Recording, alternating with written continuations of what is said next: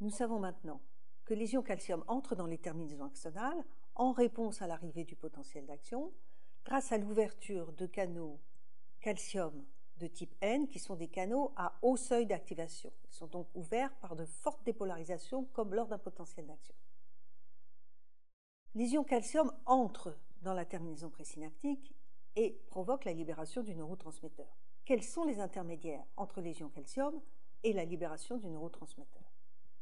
Le fait que le délai entre l'entrée des ions calcium et la libération du neurotransmetteur soit extrêmement court, de quelques centaines de microsecondes, a fait faire l'hypothèse qu'il y avait un lien physique entre les canaux calcium et les vésicules qui contiennent le neurotransmetteur, que tout était prêt en quelque sorte à la libération du neurotransmetteur. Ce schéma représente une terminaison axonale qu'on appelle un élément présynaptique avec la membrane présynaptique. Cette terminaison contient des vésicules synaptiques qui contiennent le neurotransmetteur. Il y a ici la fente synaptique et en face, la membrane postsynaptique du neurone postsynaptique. On sait maintenant que les canaux calcium sont localisés extrêmement proches des vésicules qui sont amarrées à la membrane. On dit aussi quelquefois dockées. Voyons sur ce schéma comment les vésicules synaptiques sont amarrées à la membrane présynaptique et où sont les canaux calcium. Ce que l'on voit sur ce schéma, c'est la membrane présynaptique qui est ici et ici. Et on voit ici une vésicule avec sa membrane tout autour, donc une vésicule, et le canal calcium ici. Il y a un lien physique entre membrane présynaptique, syntaxine, une protéine intégrale de la membrane présynaptique, et aussi il y a des liens entre la syntaxine et des protéines intégrales de la membrane des vésicules ou de la membrane présynaptique. Donc on les appelle Wissner pour vésicule et Tissner pour target, cible en anglais. Tout ce complexe ici fait que les vésicules sont amarrées à la membrane présynaptique et que l'entrée de calcium n'est pas loin du tout de la vésicule.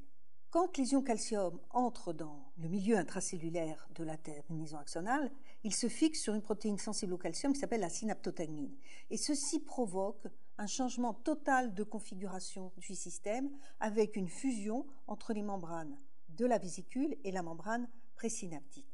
Lorsque les ions calcium entrent dans la terminaison présynaptique parce que les canaux calcium se sont ouverts, il y a une augmentation locale de la concentration intracellulaire en ions calcium. Ceci provoque la fusion des vésicules avec la membrane présynaptique. C'est un phénomène qu'on appelle exocytose. Les deux membranes fusionnent à un moment donné et il se fait un trou qu'on appelle port de fusion par lequel sortent les molécules de neurotransmetteurs. Toutes ces étapes entre l'amarrage des vésicules et l'exocytose impliquent de très nombreuses protéines. Ce sont des étapes complexes dont on n'a pas encore tout compris parce qu'ils impliquent des changements de conformation de protéines. Ensuite, ces vésicules sont recyclées par endocytose, puis re-remplies de neurotransmetteurs et peuvent participer à une autre libération de neurotransmetteurs. En résumé, le potentiel d'action arrive dans les terminaisons axonales.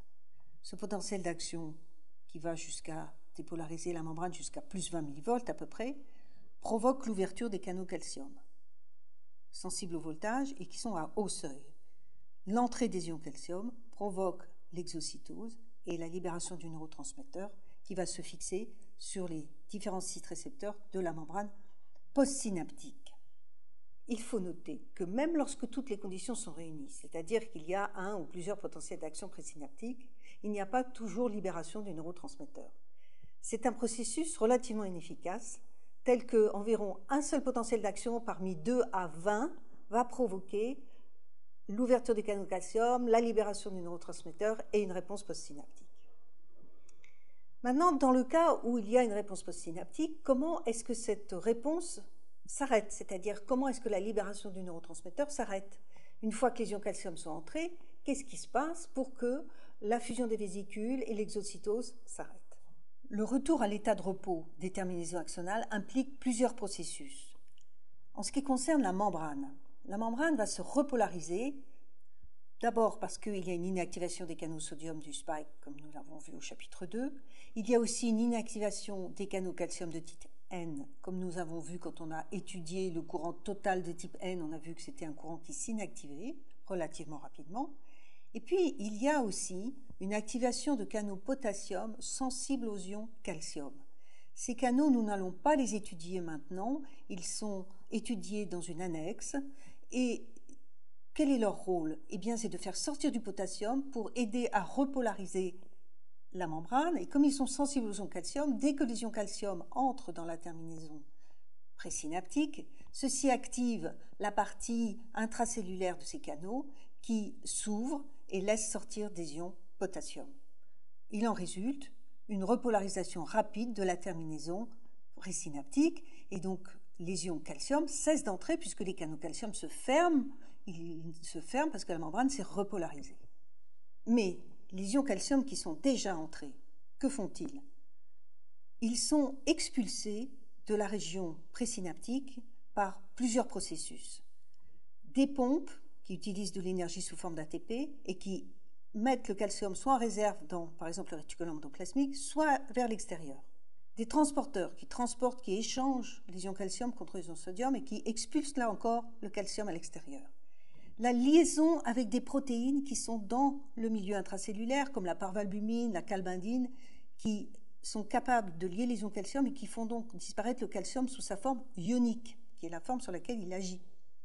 Tout ceci fait que l'augmentation de calcium intracellulaire est transitoire, extrêmement brève, et que donc la libération du neurotransmetteur est brève.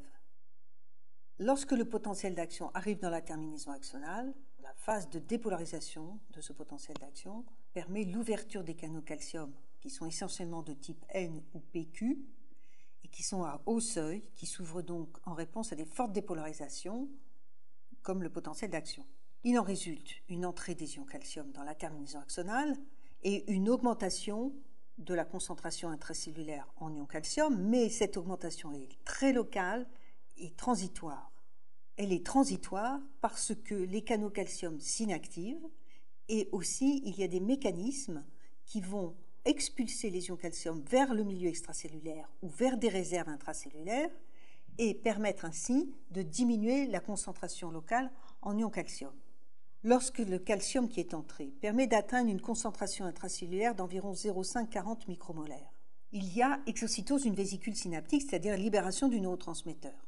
Ces ions calcium, effectivement, se fixent à des protéines sensibles aux ions calcium, par exemple la synaptotagmine, et ceci permet de changer la configuration entre membrane vésiculaire et membrane présynaptique et la fusion de ces deux membranes. Cette exocytose se fait avec un délai court de environ 200 microsecondes parce que l'ensemble canaux calcium, protéines sensibles aux ions calcium et vésicules amarrées est très proche et très liés les uns aux autres. La repolarisation de la terminaison axonale, qui est importante pour qu'une deuxième transmission synaptique puisse avoir lieu, se fait grâce aux courants potassiques. Ce sont des courants soit du potentiel d'action, donc activés par la dépolarisation, que nous avons vu au chapitre 2, ou bien des courants que nous verrons en annexe, qui sont sensibles à la concentration intracellulaire en ions calcium, c'est-à-dire que ces canaux s'ouvrent quand il y a entrée des ions calcium à l'intérieur des terminaisons axonales. Et lorsque ces canaux s'ouvrent, il y a sortie d'ions potassium et donc repolarisation de la membrane.